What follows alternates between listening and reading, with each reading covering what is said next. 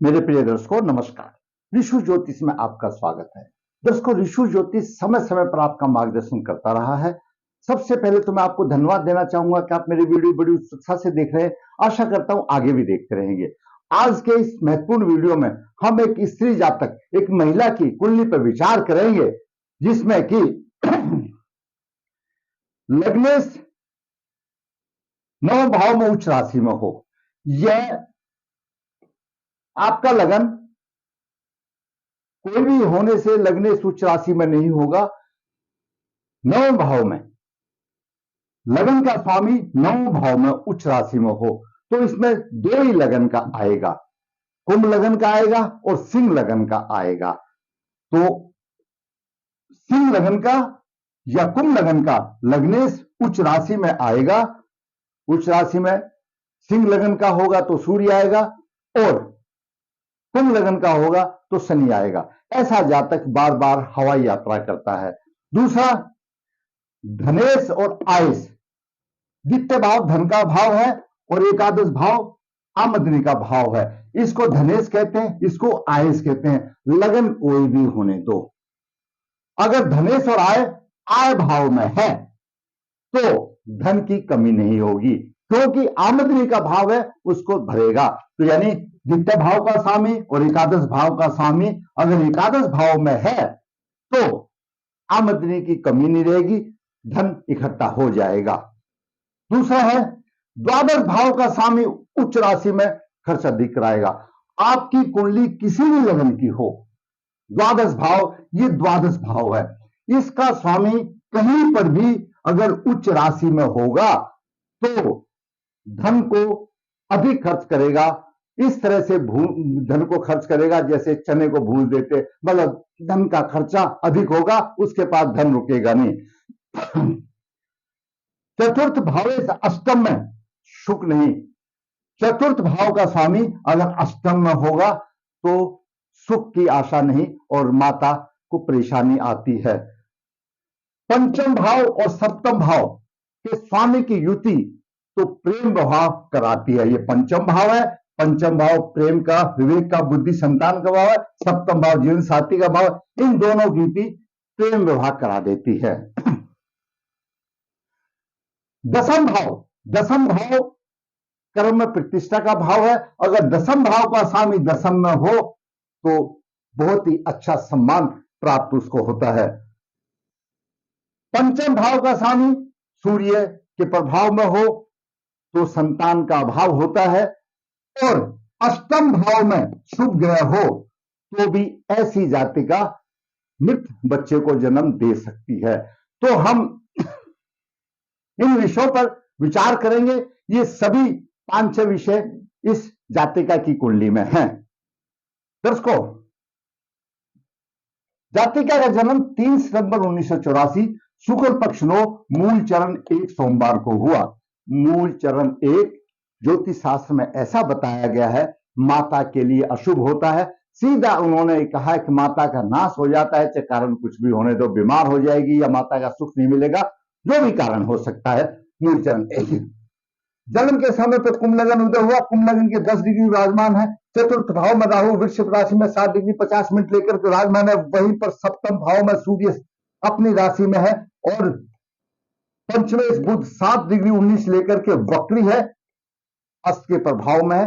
थोड़ा प्रभाव देगा, धीमा प्रभाव देगा, पूर्ण प्रभाव नहीं देगा। 7 डिग्री है, थोड़ा सा देगा, वक्री है वो भी इसलिए। अष्टम भाव में कन्या राशि में शुक्र नीच राशि में है। नवम भाव में तुला राशि में शनि उच्च राशि का है। शनि लग्नेश है।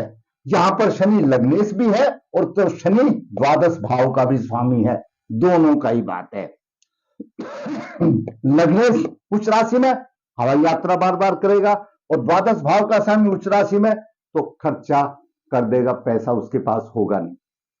दसम भाव में मंगल अपनी राशि में है और मंगल के साथ केतु है। केतु का एक स्वभाव है, अगर केतु किसी ग्रह के साथ में है, अगर वो ग्रह स्वय राशि का है, उच्च राशि का है, तो उसके गुणों को और उच्चता की तरफ बढ़ा देता है।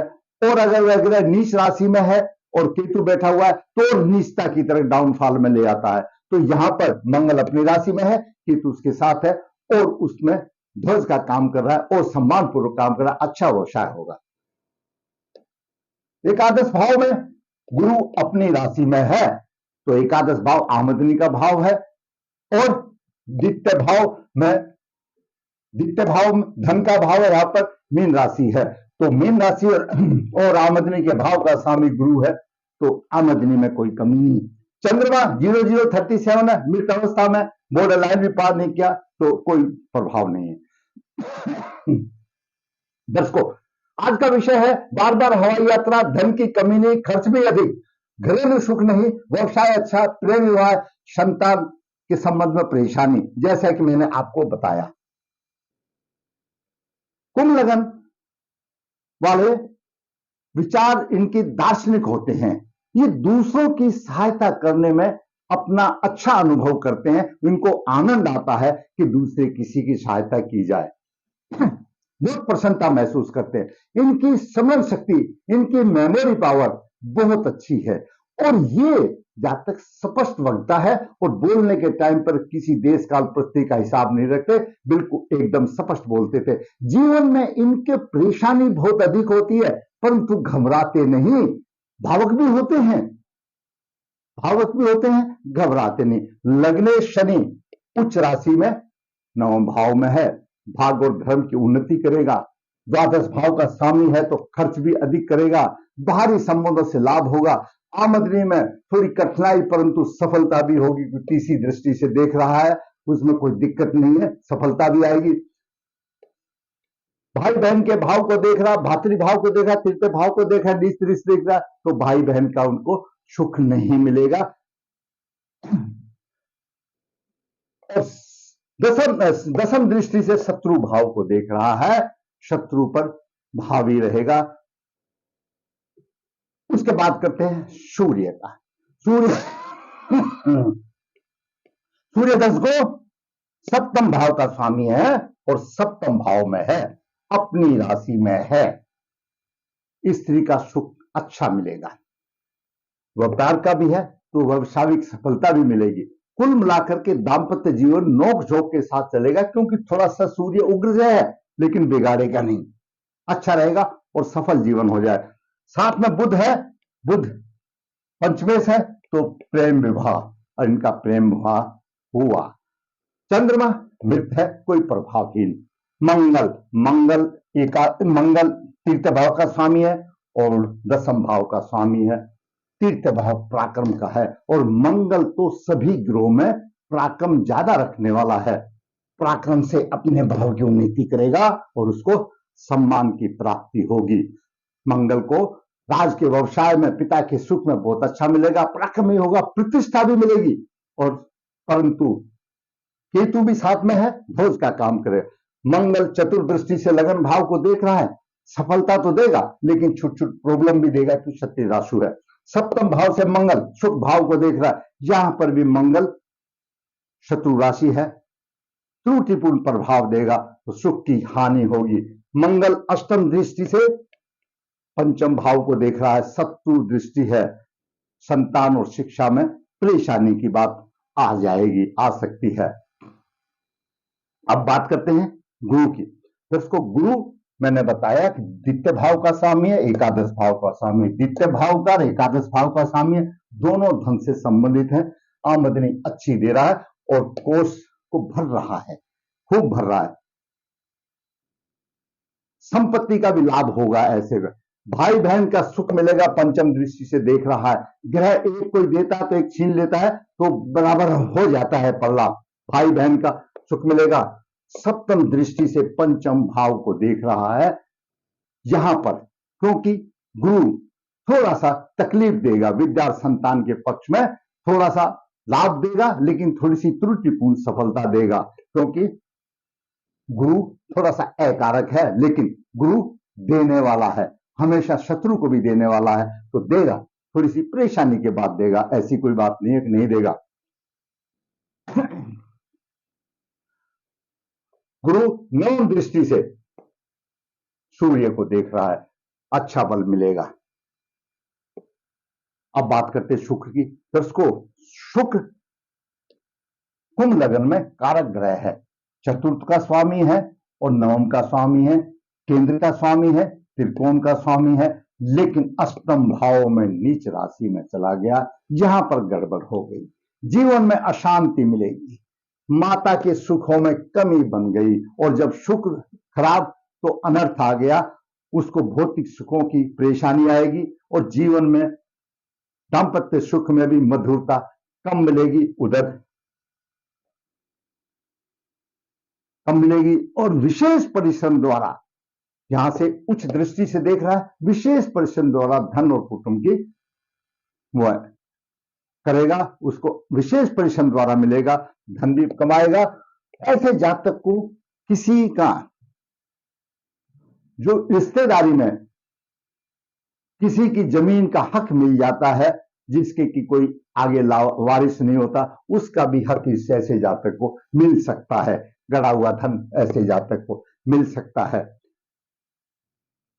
शुक्र नीच राशि में है, ज्योतिष शास्त्र कहने के मुताबिक शुक्र जिस नीच राशि में उसका लगन से केंद्र में है, वो तो बुध अस्थि है, तो कहां नीच होगा। फिर दूसरा, मान लिया इसका हो जाएगा, अष्टम भाव का हो जाएगा, तो चतुर्थ भाव कहां जाएगा, नहीं होगा, उसको सुख में कमी आएगी, सुख में कमी आएगी और कमी सहन करना पड़ेगा, माता और सास के साथ के सुख में कमी आएगी। और शुक्र शुभ ग्रह है, अष्टम भाव में है, तो हमारे विद्वानों का ऐसा मत रहता है, अष्टम भाव में जब शुभ ग्रह होता है और पंचमेश भी अच्छी स्थिति में ना हो, तो ऐसी जाति का मृत बच्चे को भी जन्म दे सकती है, और ऐसा हुआ भी था पहले। तो ये मैंने आपका शुक्र का बताया। अभी बात करते हैं राहु की। राहु चतुर्थ भाव में है, माता के पक्ष में कष्ट होगा, मकान आदि का सुख मिलेगा नहीं, दिक्कत आएगी, बचपन में मृत्युतुल्य कष्ट होंगे, व्यवसाय में परेशानी आएगी, और नौ दृष्टि से द्वादश भाव को देख रहा है, द्वादश भाव में बाहरी स्थानों से उसका अच्छा संबंध होगा, थोड़ा खर्चा हो सकता है। बात करें केतु की, केतु दशम भाव में है, चतुर्थ भाव के सुखों में हानि करेगा, चतुर्थ भाव के सुखों में हानि करेगा, और पंचम दृष्टि से धन की हानि करेगा, कुटुंब की भी हानि करेगा। वो तो उनका स्वाभाविक है, वो तो हर कुंडली में ऐसा ही देगा, लेकिन गुरु उसको मेंटेन कर रहा है, कुछ बात नहीं, कोई घबराने वाली बात नहीं है।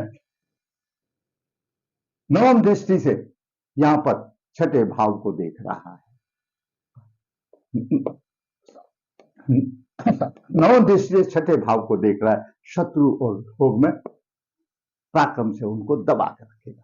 ये जातिका की ग्रहों की स्थिति मैंने आपको बताई। अब देखिए दर्शकों, ये द्वितीय भाव है, द्वादश भाव है, द्वितीय और द्वादश भाव का स्वामी गुरु आमदनी के भाव में, तो धन की कोई कमी नहीं। लग्नेश नौ भाव में उच्च राशि में है, लग्नेश कुंभ लगन की कुंडली है, लग्नेश नौ भाव में उच्च राशि में, बार बार हवाई यात्रा हम मुफ्त में नहीं जाते, पैसा होता तभी आता है, तो अंदर सूर्य धन की कोई कमी नहीं। द्वादश भाव का स्वामी उच्च राशि में, द्वादश भाव में मकर राशि, इसका स्वामी उच्च राशि में, खर्चा अधिक होगा, किसी की भी कुंडली होने दो। सिर्फ हवाई यात्रा जो उच्च है वो दो ही लगन में आएगा, कुंभ लगन में और सिंह लगन में, बाकी द्वादश भाव का स्वामी कहीं पर भी उच्च स्थिति में होने दो, खर्चा अधिक करेगा। चतुर्थ भाव अष्टम में, चतुर्थ भाव का स्वामी, ये चतुर्थ भाव है, चतुर्थ भाव सुख का भाव है, अष्टम में, चतुर्थ भाव अष्टम में चला गया, सुख की आसानी, सुख तो खड्डे में चला गया। दशमेश दशम भाव में, कोई भी कुंडली हो, ये दशम भाव है, अगर इस दशम भाव का स्वामी दशम में होगा तो सोचने की जरूरत नहीं, अपने आप उसको प्रतिष्ठा और कार्य व्यवसाय में मिल जाएगी। यहां पर मंगल दशम भाव में है, और मंगल तो पराक्रम का कारक है, तो और अच्छी बात है।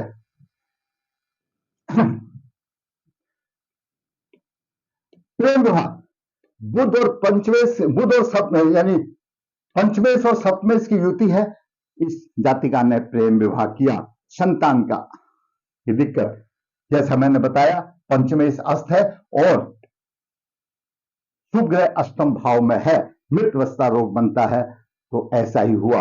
इस जातिका ने यहां पर नर्मदा जी के तट के नरदेहर, यहां पर पंचबली श्राद्ध किया था, नाग बलि श्राद्ध किया, नारायण बलि श्राद्ध किया और बाकी 241 दोस्त लगाया और उसको अच्छा होनहार बच्चा मिला। अगला जब समय आएगा तो मैं उस बच्चे की कुंडली बताऊंगा। उस बच्चे की कुंडली में क्या योग है, लगन का स्वामी दशम में और दशम का स्वामी लगन में है और ऐसा योग बहुत अच्छा योग मिलता है।